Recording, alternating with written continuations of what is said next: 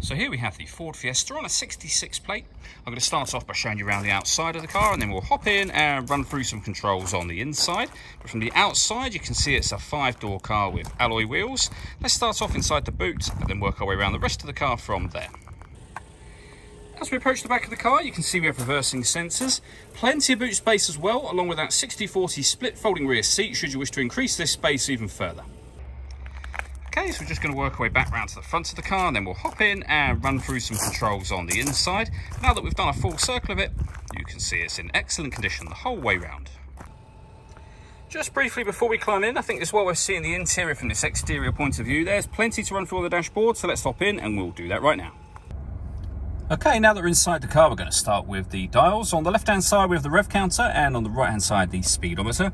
In the middle at the bottom, we have the fuel gauge, and then above that, you can see the total miles for the car. First of all, they are 43,540.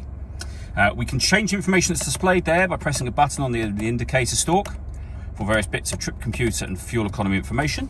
If we back out to the steering wheel, over on the left-hand side here, we have stereo and phone controls, including voice activation for the phone in the middle. So you can hit that button, ask it to dial anyone in your contacts list, and it will do that for you. That is, of course, once you paired the phone up, which is done by pressing the phone button and then following the instructions on screen just here. We're going to close that for now. When it comes to your music in this car, we have the radio. So you can see we have DAB radio. We also have AM and FM radio as well. If you want to listen to your own music, you can do that via the CD player, but this car also has USB input, and you can stream your music wirelessly via Bluetooth audio as well. So loads of ways to listen to your music in this car, and they are all accessed just here.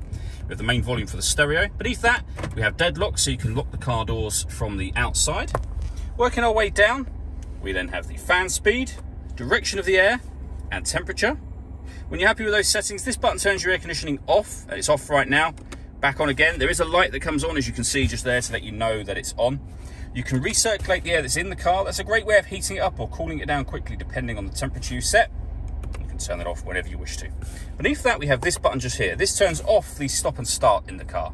So this vehicle is designed to cut out when it's stationary in traffic to save you fuel. You can turn that system off by pushing the button, and it's off when the orange light shows. We then have a 5-speed manual gearbox, a 12-volt charging socket, and the USB input that I mentioned a moment ago. All that leaves me to say is thank you for taking the time to watch this video. If you'd like to come and see the car in person and have a test drive, please feel free to give us a call here at Surrey Specialist Cars. We'd love to hear from you soon.